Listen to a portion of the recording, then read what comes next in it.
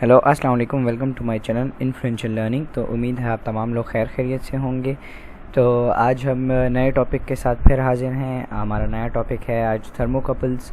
तो प्रीवियसली हम लोगों ने स्टडी किया था कि पावर क्या होता है, ठीक है। मैक्सिमम पावर आउटपुट हमें कब मिलता है। हमने यही बात की थी कि जब लोड रेजिस्टेंस और इंटरनल रेजिस्टेंस सेम हो जाती है तो हम कहते हैं कि गिवन जो आउटपुट आता है वो मैक्सिमम होता है।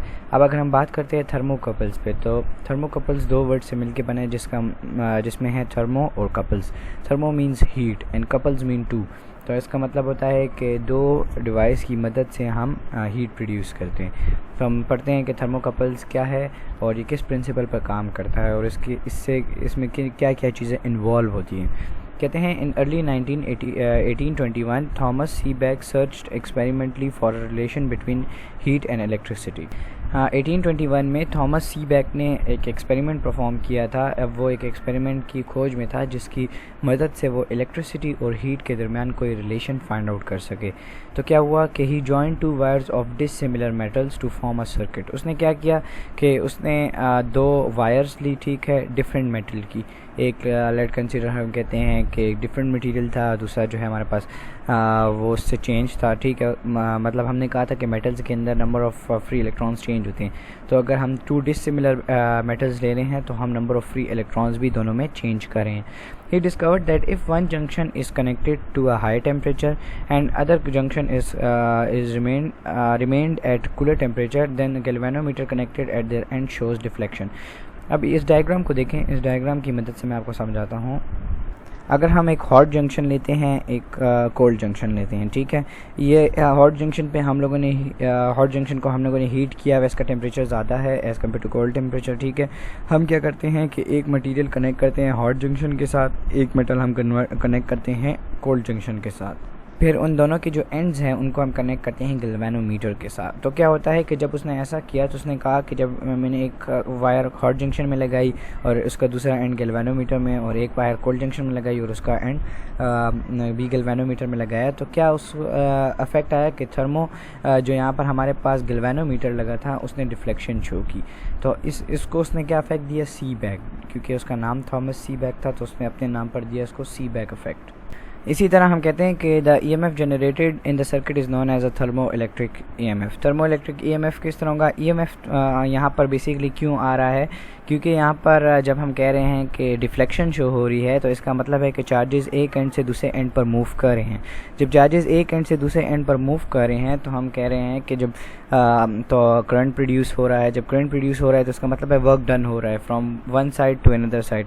चार्जेस को मूव करने में, चार्जेस लेट कंसिडर यहाँ से यहाँ तक जा रहे हैं, तो जब चार्जेस यहाँ से इस एंड तक मूव हो रहे हैं तो क्या हो रहा है कि यहाँ पर वर्क डन करना पड़ रहा है इन चार्जेस को इस एंड से दूसरे एंड पर आने में। तो जो EMF प्रोड्यूस हो रहा है वो थर्मो इलेक्ट्रिक EMF है। The resulting current is known as a thermo electric current. तो जो करंट प्रोड्यूस हो रहा है उसको हम कहते हैं कि वो थर्मो इलेक्ट्रिक करंट है। The two junction circuit is called a thermocouple. जो टू जंक्शंस बनाए हैं, hot junction and cold junction, junction A और जंक्शन बी भी कह सकते हैं इनको हम कहते हैं थर्मोकपल्स।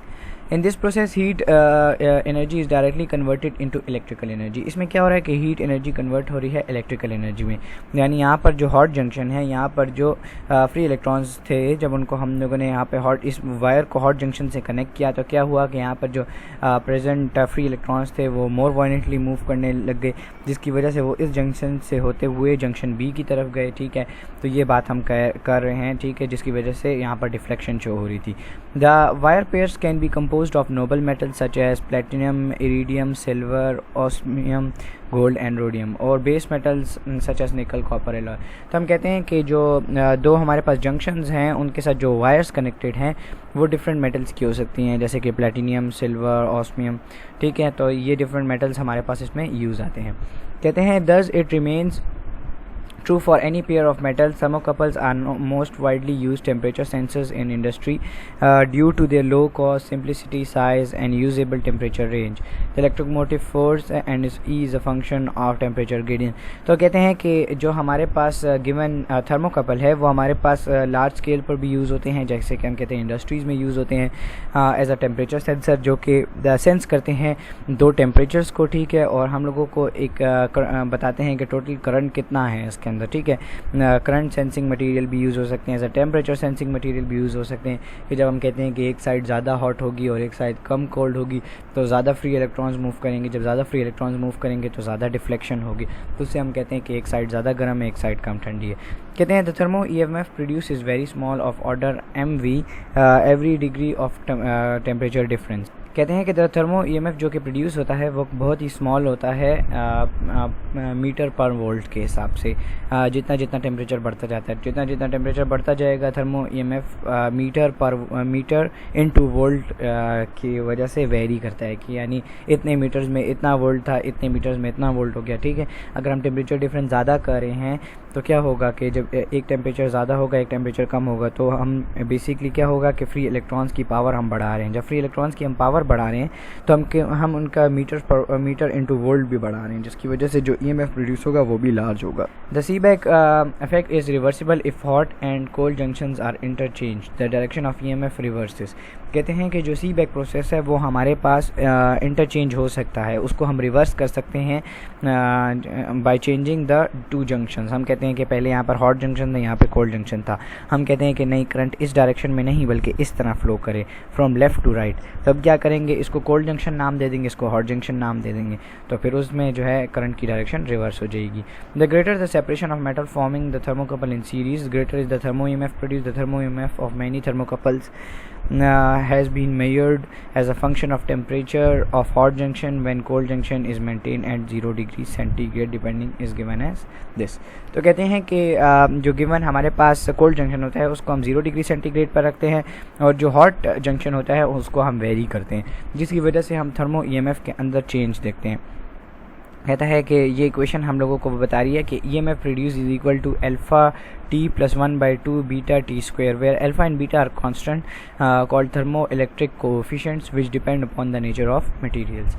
इसी तरह कहते हैं variation of thermo electric effect with temperature. Figure 12.15a shows an arrangement to study the effect of temperature difference between two junction in copper and iron thermocouple। अब हमारे पास दो है, कॉपर है और आयरन, इन दोनों का थर्मोकपल आया है तो उसके दरमियान हम अरेंजमेंट बता रहे हैं। कहते हैं keeping junction B at 0 degree centigrade, जो जंक्शन बी है उसको हमने कोल्ड रखा, मतलब ये कोल्ड जंक्शन है, इसका टेम्परेचर हमने 0 डिग्री सेंटीग्रेड ही रखा हुआ है। व्हेन बोथ जंक्शंस इज नहीं एक मिनट ये रह गया, at 0 degree centigrade the temperature of a junction A is increase. Junction A का जो टेम्परेचर है वो हम इंक्रीज़ करते हैं, ठीक है, as compare to junction B. Junction B जो है वो अपनी जगह पर ही रहता है।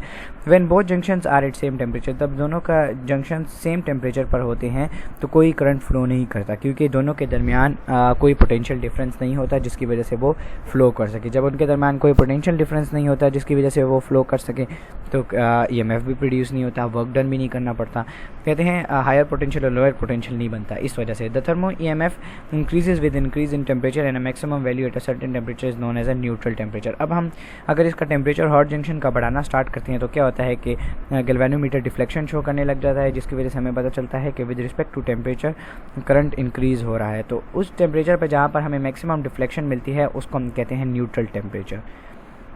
कहते हैं the value of neutral temperature is constant for thermocouple depend upon the nature of material and independent of temperature of cold junction. अब क्योंकि हमने कोल्ड जंक्शन का टेम्परेचर तो कांस्टेंट रखा है 0 डिग्री सेंटीग्रेड और हम हॉट जंक्शन का टेम्परेचर वेरी करें तो जिसकी वजह से जो EMF प्रोड्यूस होगा वो सिर्फ डिपेंड करेगा टेम्परेचर ऑफ हॉट जंक्शन, या कोल्ड जंक्शन से वो इंडिपेंडेंट होगा, उस पर डिपेंड नहीं करेगा। और सिमिलरली नेचर ऑफ मटेरियल पे भी डिपेंड करेगा कि हम कैसा मटेरियल यूज़ करें। अगर हम ऐसे मेटल वायर्स यूज़ करें जिसमें फ्री इलेक्ट्रॉन ज़्यादा हैं तो EMF ज़्यादा प्रोड्यूस होगा। As the junction of hot junction is as the temperature of hot junction is increased, the thermo EMF starts decreasing instead of increasing. The particular temperature at which thermo EMF becomes 0 is called as an inversion temperature. The graph shows variation of thermo EMF with temperature of hot junction and cold junction. अब यहाँ पर उसने ये बात क्यों की कि temperature के साथ अगर हम इंक्रीज़ करें हॉट जंक्शन का टेम्परेचर तो थर्मो EMF डिक्रीज़ क्यों हो रहा है? तो क्योंकि हमने कहा था कि थर्मो EMF तभी फ्लो करता है जब पोटेंशियल डिफरेंस होता है। तो अब अगर हम पोटेंशियल डिफरेंस इतना ज़्यादा कर रहे हैं कि इलेक्ट्रॉन्स को इतना ज़्यादा EMF लग रहा है कि वो एक साइड से दूसरी साइड पर मूव कर सके, तो हम कहते हैं कि EMF डिक्रीज़ हो रहा है। क्योंकि हम हॉट साइड का टेम्परेचर इतना ज़्यादा कर रहे हैं कि कोल्ड साइड से आने वाले फ्री इलेक्ट्रॉन्स को काफ़ी टाइम लग रहा है। तो हम कहते हैं कि जब हमारे पास दो पोटेंशियल्स के दरमियान पोटेंशियल डिफरेंस ज़्यादा होता है तो हम कह रहे हैं कि उस केस में EMF जो है वो डिक्रीज़ हो रहा है। अगर पोटेंशियल डिफरेंस नॉर्मल रेंज का है कि इतना है कि वर्क डन ईजिली हो सकता है तो हम कहते हैं कि थर्मो EMF इंक्रीज़ होता है। लेकिन वर्क डन अगर हम ज़्यादा कर रहे हैं तो थर्मो EMF डिक्रीज़ भी होता है, क्योंकि हम उसके लिए रेजिस्टेंस बढ़ा रहे हैं। By increasing the voltage difference हम क्या कर रहे हैं कि उसके दरमियान रेजिस्टेंस बढ़ा रहे हैं। कहते हैं कि वो पर्टिकुलर टेम्परेचर जिस पे हमारे पास थर्मो EMF ज़ीरो हो जाता है उसको हम कहते हैं inversion temperature. The graph shows variation of thermo EMF with hot junction and cold junction. अब ये जो हमारे पास ग्राफ है ये वेरिएशन शो करता है with respect to hot junction and with respect to cold junction. इसी तरह हम आते हैं नेक्स्ट टॉपिक की तरफ, रेजिस्टेंस थर्मोमीटर। कहता है resistance thermometer are also called resistance temperature detector or sensor used to measure temperature by correlating the resistance of RTD element with temperature. कहते हैं कि रेजिस्टेंस थर्मोमीटर क्या होते हैं, ये हमारे पास यूज़ होते हैं टेम्परेचर मेजर करने के लिए with respect to a specific comparing material which is known as RTD element. RTD element क्या होता है, इसको हम एज अ स्टैंडर्ड रखते हैं और इसके साथ गिवन टेम्परेचर को कंपेयर करते हैं। कहते हैं common RTD sensing element constructed of platinum, copper or nickel having a unique and repeatable and predictable resistance versus temperature relationship and operating temperature range। अब जो common RTD sensing elements होते हैं वो हमारे पास कॉपर निकल से बने होते हैं जिनकी एक unique repeatable and predictable resistance होती है। मतलब कि ऐसी रेजिस्टेंस जिसको हम प्रिडिक्ट कर सकते हैं, मतलब इसका स्केल इतना होता है कि हम इसको प्रिडिक्ट कर सकते हैं। ऐसा स्केल नहीं होता कि जिसमें रेजिस्टेंस ग्रेटर चली जाए। और इसमें मतलब कि जो रिलेशनशिप ये शो करते हैं बिटवीन R एंड V, उसकी मदद से हम गिवन जो टेम्परेचर है उसको ईजिली मेजर कर सकते हैं। The R versus T relationship is defined as the amount of resistance change of a sensor per degree of temperature change. हम कहते हैं कि हम पहले गिवन जो सेंसर है उसको एक नॉर्मल डिग्री टेम्परेचर पर रखते हैं, रूम टेम्परेचर पर रखते हैं 25 डिग्री सेंटीग्रेड पे, तो वो सेंसर हम लोगों को एक स्पेसिफिक अमाउंट ऑफ रेजिस्टेंस बताता है। अब अगर हम इस टेम्परेचर को चेंज करते हैं, हम 1 डिग्री 2 डिग्री 3 डिग्री बढ़ाते हैं, तो इस सेंसर के ऊपर जो अमाउंट ऑफ रेजिस्टेंस है वो भी चेंज होती है, जिसकी वजह से हमें ये पता चलता है कि विद रिस्पेक्ट टू टेम्परेचर हमारे पास रेजिस्टेंस पर क्या अफेक्ट आ रहा है। The relative change in resistance temperature coefficient of resistance varies only slightly over useful range of the sensor. तो हम जो चेंज इन रेजिस्टेंस मालूम करते हैं विद रिस्पेक्ट टू टेम्परेचर वो हम लोगों को स्केल की मदद से पता चलता है जो कि सेंसर के ऊपर होता है। Platinum is the best metal for RTDs। जो प्लैटिनियम होता है वो हमारे पास बेस्ट होता है रेजिस्टेंट टेम्परेचर डिटेक्टर्स के लिए, because it follows a linear resistance temperature relationship.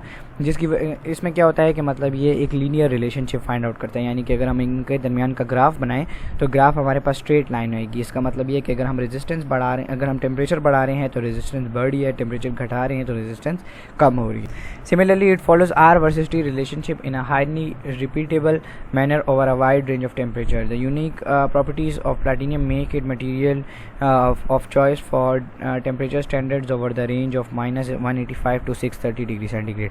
इसकी वजह से क्या होता है, इसकी यूनिक प्रॉपर्टी इसकी एक यूनिक प्रॉपर्टी ये भी है कि ये डिफरेंट टेम्परेचर रेंज पे बास टाइम सेम रेजिस्टेंस शो करती है, रिपीटेड रेजिस्टेंस शो करती है डिफरेंट टेम्परेचर पे। सिमिलरली कहते हैं कि the unique property of platinum make it material of choice for temperature standard over any. और इसका टेम्परेचर स्टैंडर्ड वो माइनस से लेकर पॉजिटिव 630 तक है, जिसकी वजह से ये हाईली यूज्ड होता है। They are slowly replacing the use of thermocouples in many industrial below 600 degree centigrade due to higher accuracy and repeatability. तो कहते हैं कि ये थर्मोकपल्स को रिप्लेस कर रहे हैं क्योंकि इनकी जो टेम्परेचर रेंज है वो काफ़ी ज़्यादा है, जिसकी वजह से हम टेम्परेचर्स जो हैं वो इजीली मेजर कर सकते हैं विद ग्रेट एक्यूरेसी। तो हम कहते हैं कि ये आस्ते आस्ते थर्मोकपल्स को रिप्लेस कर रहे हैं। तो ये थे आज के 2 टॉपिक। तो उम्मीद है आपको आज की वीडियो पसंद आई होगी। अगर आपको आज की वीडियो पसंद आई है तो इसको लाइक, शेयर और सब्सक्राइब ज़रूर करें। Thank you so much.